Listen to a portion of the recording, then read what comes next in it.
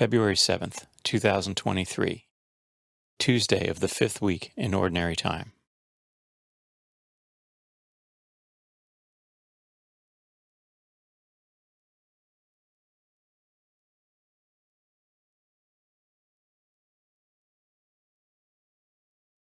A reading from the book of Genesis.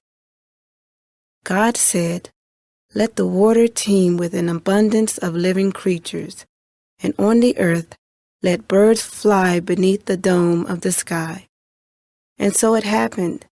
God created the great sea monsters and all kinds of swimming creatures with which the water teems, and all kinds of winged birds.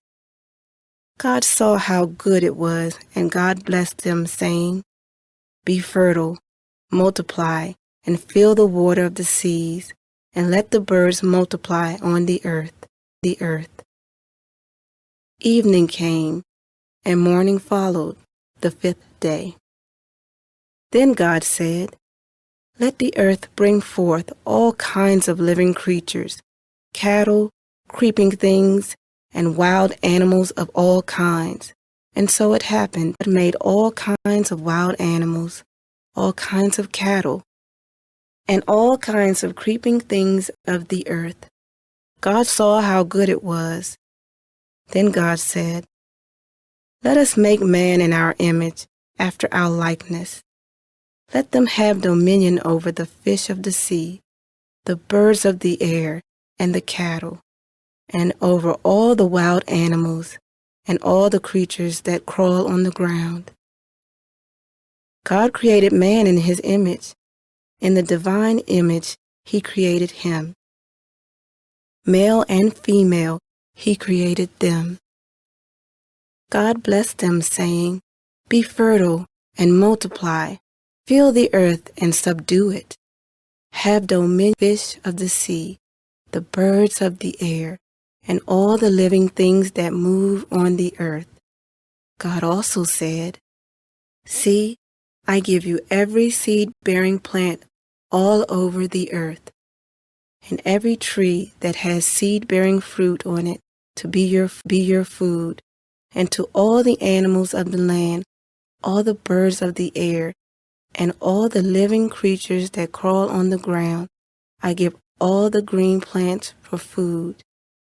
And so it happened. God looked at everything he had made, and he found it very good. Evening came, and morning followed, the 6th day. Thus the heavens and the earth and all their array were completed. Since on the 7th day God was finished with the work he had been doing, he rested on the 7th day from all the work he had undertaken. So God blessed the 7th day and made it holy, because on it he rested from all the work he had done in creation. Such is the story of the heavens and the earth at their creation. The word of the Lord.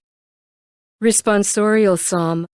The response is, "O Lord our God, how wonderful your name in all the earth. When I behold your heavens, the work of your fingers, the moon and the stars which you set in place, what is man that you should be mindful of him, or the Son of Man that you should care for him? O Lord our God, how wonderful your name in all the earth. You have made him little less than the angels, and crowned him with glory and honor. You have given him rule over the works of your hands, putting all things under his feet.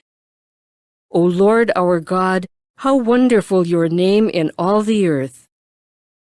All sheep and oxen, yes, and the beasts of the field, the birds of the air, the fishes of the sea, and whatever swims the paths of the seas.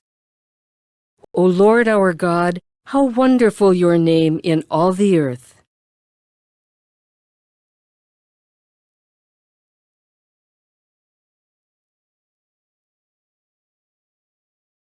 A reading from the Holy Gospel according to Mark. When the Pharisees, with some scribes who had come from Jerusalem, gathered around Jesus, they observed that some of his disciples ate their meals with unclean, that is, unwashed hands. For the Pharisees, and in fact all Jews, do not eat without carefully washing their hands, keeping the tradition of the elders. And on coming from the marketplace, they do not eat without purifying themselves. And there are many other things that they have traditionally observed. The purification of cups and jugs and kettles and beds. So the Pharisees and scribes questioned him, "Why do your disciples not follow the tradition of the elders, but instead eat a meal with unclean hands?" He responded, "Well did Isaiah prophesy about you hypocrites, as it is written, 'This people honors me with their lips, but their hearts are far from me. In vain do they worship me, teaching as doctrines human precepts.'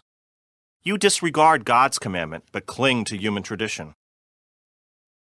He went on to say, "How well you have set aside the commandment of God in order to uphold your tradition. For Moses said, 'Honor your father and your mother,' and whoever curses father or mother shall die. Yet you say, 'If someone says to father or mother, any support you might have had from me is korban, meaning dedicated to God, you allow him to do nothing more for his father or mother. You nullify the word of God in favor of your tradition that you have handed on. And you do many such things."